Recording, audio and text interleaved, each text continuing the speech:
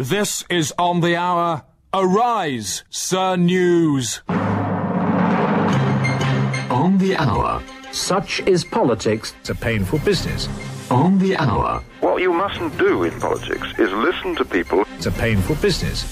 On Radio 4. Such is politics. The green shoots of economic spring are appearing once again. In an unkind way, I just mean to consistently, year after year, be at the top of the tree. On the Hour with Christopher Morris. That's me. Now listen. Today's fronty prongs. The headlines. Rocket curtsied before blowing me up, claims General. Embarrassed dog found sniffing wreck of Titanic. And man with glass face too disgusting for trial, rules judge. On the Hour. Plus, with the daily increase in concern for the environment now official, we gauge public reaction to the proposed reductions in the size of cars. How many feet should a car be then? I think a car should be about 3 or 4 feet. And small people to drive them, obviously. And small people to drive them, that's right. You wouldn't mind taking a size reduction yourself to help, would you? Absolutely, no. Might be much better for everyone. Even if it did mean that you ended up speaking in quite a high voice. I wouldn't mind that at all. But first, the news. It's been confirmed that Ireland has burst. The cockatoo-shaped landmass blew open along the southwest coast, squirting millions of tons of noxious fluid into the Atlantic Ocean. The troubleshooter Red Adair, who was dropped into the area to tie up the ends, has not been seen for over 6 hours, and experts say the colossal pressure of the flow may well have prevented him from knotting 2 peninsulas effectively. It's understood that American naval forces are standing by to tow the stricken isle out to sea, where it will be bombed and sunk as quickly as possible. On the Hour. Well, to examine the effect of this crisis, I'm joined now by Foreign Secretary Douglas Hurd in Brussels. Good morning. Morning to you. In Oslo, the Norwegian Prime Minister Gro Harlem Brundtland. Good morning to you. Good morning. And John Prescott is in our Birmingham studio. Good morning, John. Good morning. Good morning. And on a special line set up to Westminster, Cardinal Basil Hume. Good morning. Foreign Secretary Douglas Hurd is joining us from Leeds. Good morning. I'm depressed. And our telephone correspondent Nick Ross is in Norwich. Good morning, Nick. Good morning. Now, Paddy Ashdown in the studio with me at the moment. You know Nick, don't you? Well, good afternoon, Nick, and nice to be with you again. That's nice. And on the line from her home in Sussex, Barbara Castle. Good morning to you, Barbara. Morning, Ian. Gentlemen, thank you. On the Hour. Towards a new Eden. Now, there's no shortage of doubt that the world environment is in a shocking state. On the Hour has put together a nature awareness campaign called Know Your Globe. Here's Rosie May. Green Desk. Green News Update from me, Rosie May. How does it feel to be an eel? If you'd like to know, come to Ken Zetti's Eel Workshop in the River Axe, Somerset. Here you can go underwater and slither around in the silt to get a fair idea of how it might feel to be an eel. Green Desk. And as part of On the Hour's Nature Awareness campaign, we present the first in a series of factual enviropods.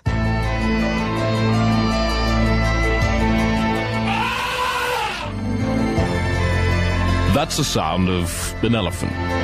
A beautiful noise from the heart of nature. Comes quite literally out of its trunk. Kind of gets you right there, doesn't it? But the seemingly peaceful world of this noble and benign creature is filled not only with threat, but a major death danger. You see, the elephant may be a tough cookie, but he is capable of being hurt. That's the sound of an elephant. And this is the sound of a gun. Put the two together, and Jumbo's a no-no. Sad thing is that the power behind the bullet is no more or less than man's greed.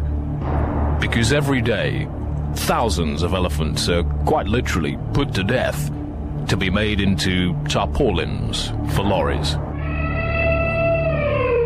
We heard only last week the tragic tale of a lady elephant, let's call her Jackie, who'd been with a young bull called Brian for a couple of years when, literally, out of nowhere, came Duncan. Duncan was big, he was handsome. To say they hit it off immediately would be an understatement. Now, jealousy's a ruthless duchess, and it wasn't long before Brian had gone out of his mind and tipped off the local poachers. I guess he didn't know what he was doing, because in the resulting shower of death, Jackie, Duncan and Brian bought big with bullets and fell over to die utterly on the ground. Now clearly nothing can compensate the world for this tragic loss. 3 deaths which, let's be quite blunt about it, you have brought about. You've done this simply by using something which was once transported somewhere in a lorry. That is the sound of an elephant. Record it. Play it to a lorry driver and say, "Thanks to you, mate, this is on the way out." And then watch with pride as he gets down and vows never again to hollow the guts out of an elephant and stick it on his lorry. On the Hour. Never balks at issues from which other news programmes might well shrink. I'm Alan Partridge. This is Sports Desk. Soccer news. Troubled Leeds United have sold Gordon Strachan for £2 million to retired schoolteacher Mr Philip Griffiths of Solihull in the West Midlands. Gordon will be expected to make beds, do gardening and spend any spare hours reading to his new owner by the light of a single candle. Mr Griffiths has no plans to allow Gordon to display the soccer skills that have made him famous. News update. A miracle has taken place in Birmingham. It seems the statue of a local saint has been vomiting real blood for over a year. Our reporter to Ventley Pastime has been to see just what's going on up there. Victoria Square, Birmingham, and scene of unusual religious fervour. For exactly 1 year now, the ancient statue of local 17th century Saint Alderman Skinner, the bear word of Bailiwick, has been vomiting real blood. And the man who has to contend with Birmingham's international status as a shrine is City Mayor Malcolm Norman. It's certainly revitalised a lot of local light industrial work. I don't know if you've heard about our blood bath, bubble bath. This is a locally made product. It's a plastic bottle, a replica of the statue, and the nozzle is the mouth, and red foaming gel comes out. You put it in the bath, very nice. Is it made from the blood of the statue? No, not actual blood, obviously. That would be unpleasant and possibly insanitary. Legend has it that in 1643, Alderman Skinner once spat a pasty into the mouth of a dying old man who had no gums. Though the story doesn't make clear whether this act of kindness saved the gumless innocent, thousands have been inspired by the legend of the spouting mouth and now flock daily to Birmingham to gaze on the miraculous flow. Among them are seasoned travellers Aileen and Eileen Donnellan. We've seen 14 visions. We've been for 14 different countries and seen 14 different visions. And 12 of Madonna. What were the other 2 of? Well, there was the one in Knock, wasn't there? That's right. There was the Hovering Donkey. Hovering Donkey of Knock. And the Waving Daughter of Dante. That's right, the Waving Daughter of Dante. That was in Perpignan, and that took us 28 days by foot with a suitcase full of stones. For some, like local minister David Marston, these bizarre events hint at a contemporary truth. People have been coming to church and saying to me, Father, well, they've been saying Dave, because I don't like the term father. They've been saying, Dave, what's all this about the statue, and what's all this about the blood? And I've not seen it myself, and I don't know whether it has or it hasn't happened. But I'm saying, if it is spewing blood, well, bloody good. And, if people can draw from this experience and say, bloody hell, God loves me as well, that's great. And then maybe the problems will diminish. They can come to the youth club and we can talk about it and go camping. Some still doubt whether a miracle has actually taken place in Birmingham, despite the obvious blood. Psychopsychologist Erica Lawson is the author of Phenomena or Phonydom. Just behind the statue of Alderman Skinner is the Civic Library. Now, that has recently been re-roofed. Now, the roofing that's been used is basically a copper roof. Now, copper, as we know, once it is oxidised, becomes a red colour. The refraction of light during rainstorms can cause the rain to look red. Rain that's being bounced off the alderman's nose, that rain is discoloured. That doesn't seem to explain why at least 300 gallons a week of blood has been congealing and building up in a fountain below the statue. It's not, whatever figure you just cited. On average, it's been around 16 centilitres a day.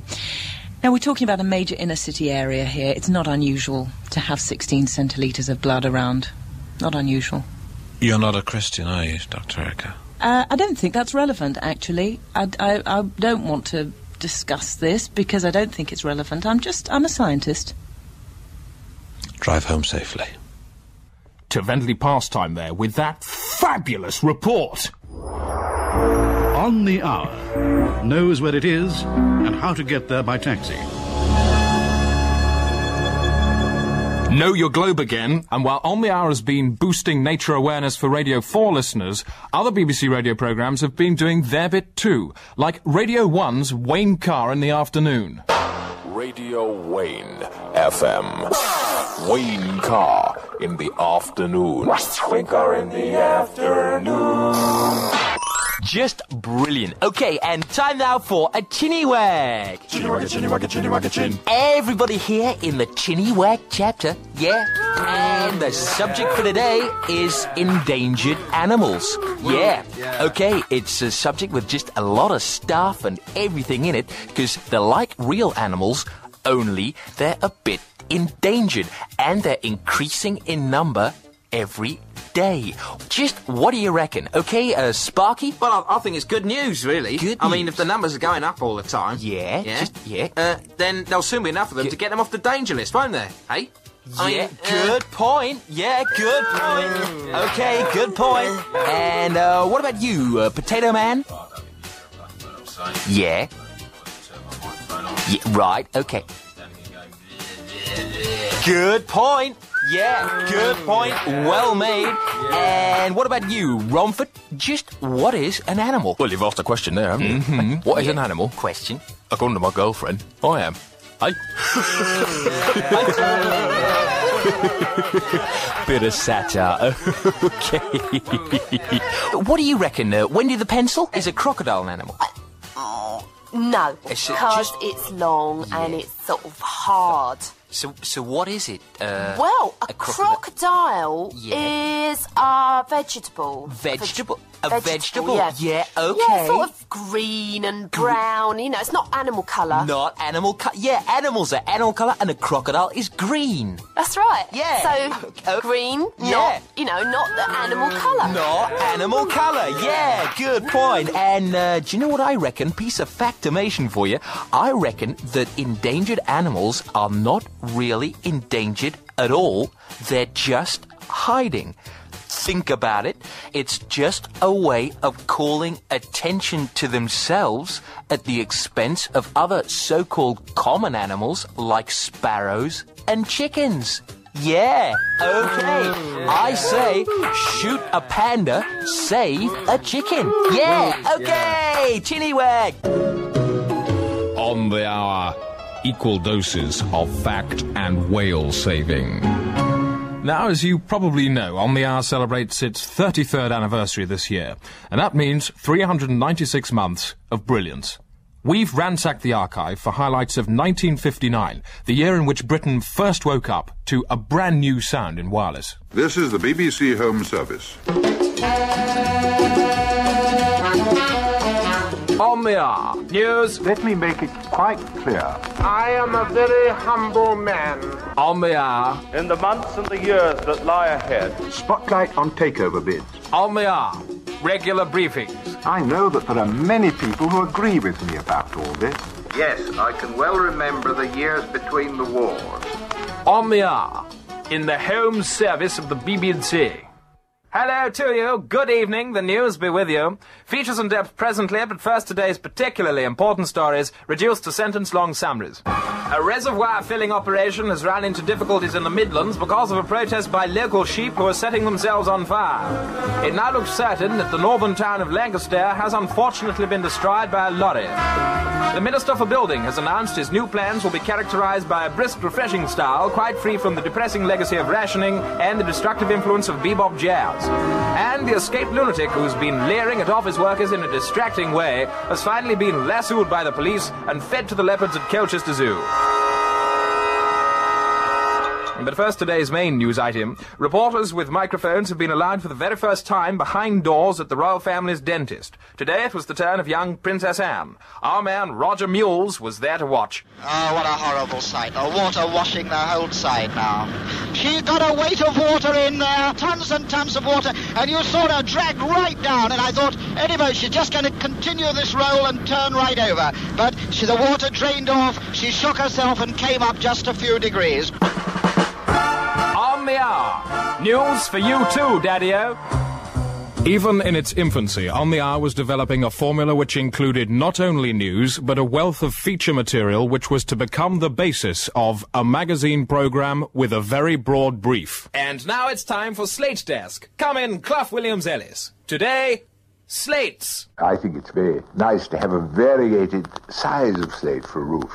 One slate I cannot bear personally is the large, smooth, purple slate. Clough Williams-Ellis, our Slate expert, who'll be back with more slates on Slate Desk at the same time tomorrow. On the hour, bristles with news for the listener at home. But it was in the field of hard news that On the Hour really made its mark. Less than 6 months after going on air, On the Hour actually created news when Richard Leering, the then junior Treasury Minister, resigned following this exchange. I don't listen to polls, I don't look at polls, I speak with people. I'm not prepared to be pushed around by a scullion such as yourself, who has no real knowledge of economics, or indeed in the thick of government, which is where I am negotiating. Well, Minister, I wouldn't exactly say you're in the thick of government. You're not a member of the cabinet yourself. You're a junior Treasury Minister. I'm a junior Treasury Minister, but however, I'm heavily involved in the day-to-day planning and execution. Well, technically, you're not. In fact, the civil servants do the planning and the execution. You merely deliver a speech in the House of Commons. What is your position? You're conducting the interview. I'm responding to your question, sir. And if you don't let me have my say and articulate myself as well I might, then, quite frankly, arse to you. And that's the word you're using, is it? Is that the word that sums up your position, Minister? Arse, and no. That's where you want to leave I'll go further. Big arse. I see. And how much further can you go than that, Minister? Or is that the furthest you wish to go down this particular route? Yes, I will press you, Minister. 3 big asses on a bench. I don't think that's enough for the general public. This is an extremely important issue, and if that's the kind of position the government wishes to adopt... 3 big asses on a bench? Just 3, then, is it? In drainpipe hipsters. I'm sorry. On the hour, at the forefront of communications wireless. Well, that was then, but this is now. And just time to let you know that there's a build-up of heavy traffic on the M4 westbound at junction 12 as the hangar gyratory system is being towed to Malmesbury this afternoon. And now for today's business news, here's Niels Blythe. Well, the stock market's pretty mixed this morning. The 100-share index up 618 million point 20.288.4, 21,356. The ex-Building Society, Abbey National, report profits last year at £17, which means they're now Britain's second biggest bank. Provisions for bad drugs were nearly trebled at £155 million. Fison's report profits down 618 million% after being forced to withdraw Louise Botting from the American market because the US authorities were unhappy with production quality. On the foreign exchanges, the pound down 0.6% at one German Pfennig, 0.4.5, but sterling up at £72 million, 21,052. On the Hour, Rich Pickings at the Media Events Interface. Back now to our main news item. The trial of mass murderer Daimler Jeffries continues to dominate the news in the United States. CBN's Barbara Wintergreen has filed this report, which is being played in on a blue reel, and that's how we know it's American. As the trial judge, I have the responsibility to decide which laws apply to this case and to explain. Judge Marion Hartman addresses the jury in the latest TV trial to grip America. But it's not 12 good men and true she's talking to. It's 14 million cable network viewers who each will be making an instant push-button judgment because this is the age of jury TV, the brainchild of convicted mass murderer Daimler Jeffries. Well, I was just lying in bed real bored on death row. I just thought, what would I really like to watch on TV if I had a TV? I'd like to watch Justice. So, Daimler, what's the big idea? The big idea. Big idea is we televise my trial.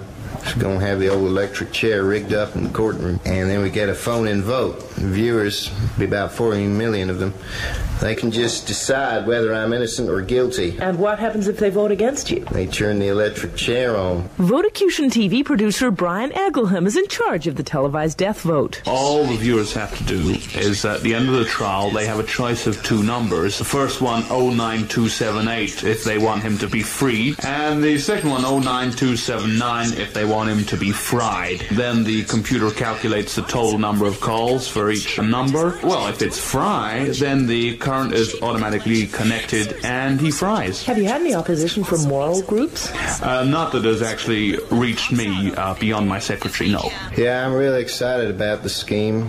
About excited like a pig on smack, and sold the rights to 13 cable networks and got an option on a further 10 trials.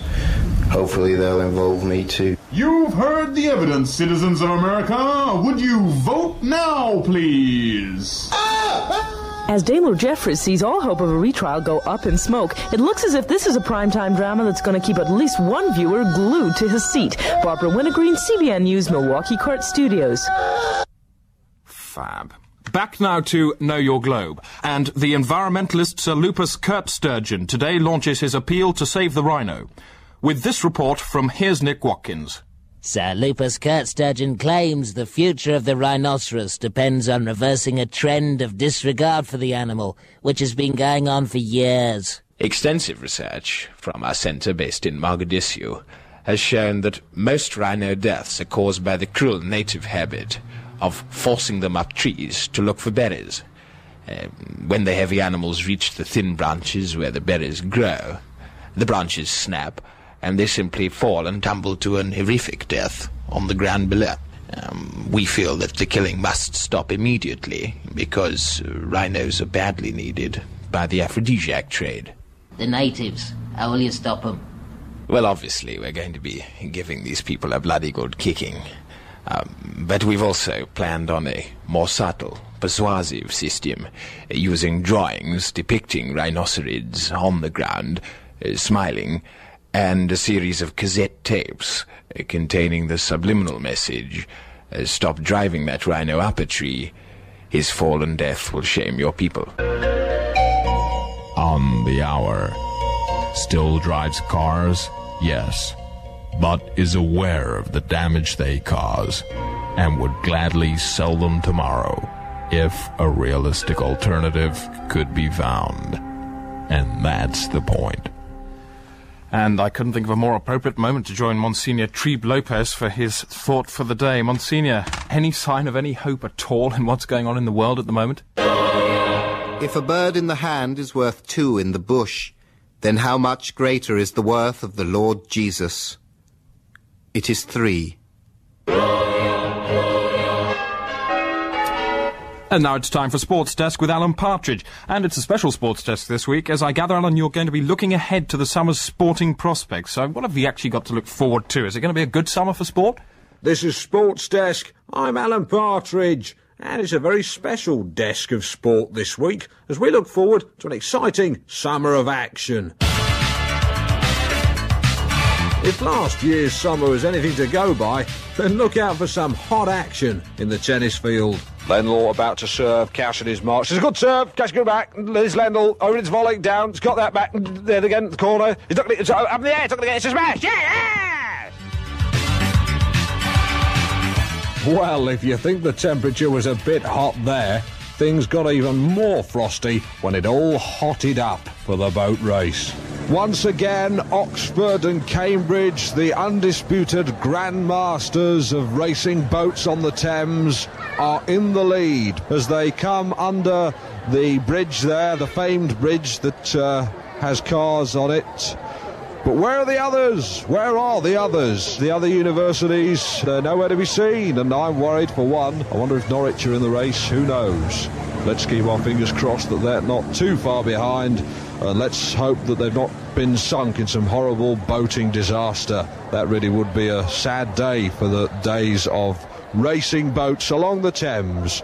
And I think it's Oxford who are in the lead. I can't be sure. It could be Cambridge, but they're certainly in the lead. Of that, there's no doubt, as they round another bend and go under another bridge. This one that appears to take trains on it. And they emerge. and there'll certainly be a considerable amount of temperature for Nick Faldo at this year's Open Golf Tournament. Faldo there, placing the golf ball precariously on the tee. Heaven knows, hope it doesn't fall off. Have to put it back on again. People staring tentatively. The atmosphere here is absolutely electric. And he takes position, holds the long bat thing in his hand. He's got both his hands there. And he swings it up in the air, way, way up, and it's a fast stroke. He's hit it! And finally, who can forget the sizzling finish to last year's horse meeting at Royal Ascot? And they're off, yes, they're off. They're off, the horses are off, and it's Keith in the lead. Keith in the lead, followed by Thop Davity. The Pardon Me event close up the rear. On the inside is Henry Cooper, closely followed by Placenta Girl. And Bishop Thumpety Thump has lost his rider. And coming from nowhere, I Am a Horse. I Am a Horse. Coming straight up the inside. I Am a Horse. I Am a Horse in the lead. With Auntie's Pension coming at the inside. Bishop Thumpety Thump, as I said, is completely out, still out. Thop Davity on the inside, closely followed by Keith, the Bobby Devereux Snooker Experience. Lord Follicle's Whomsoever Machine from nowhere, and he's between Thop Davity and Placenta Girl. Thop Davity and Placenta Girl. Who's going to win? Is it Thop Davity and Placenta Girl? Thop Davity, Placenta Girl coming right up from nowhere, and it's Thop Davity, followed by Coventry Child Abuse, Placenta Girl, and there, following up the rear, is Barcelona Drugs Baron. No, I've just been told Keith's won. Keith won. Great.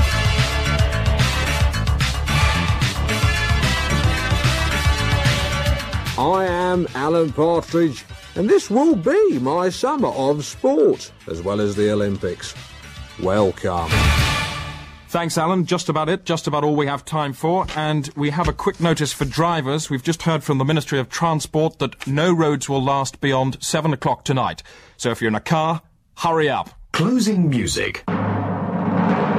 And just time for a rapid glance at tomorrow's papers. There's a large timepiece on the front of the Telegraph. The headline there, it's 6 o'clock, say Greenwich Time Laboratories. I see the Times are giving away a Teach Yourself to Read book tomorrow. The Independent lead with Spherical Torpedo Depresses Navy. There's a picture there of a large splash. Come shake my hand, you bitches from hell, is the headline in the war cry, while the Daily Mail go with Blue Giraffe storms out of peace talks. That's it. I'm Christopher Morris. My species, Homo sapi news.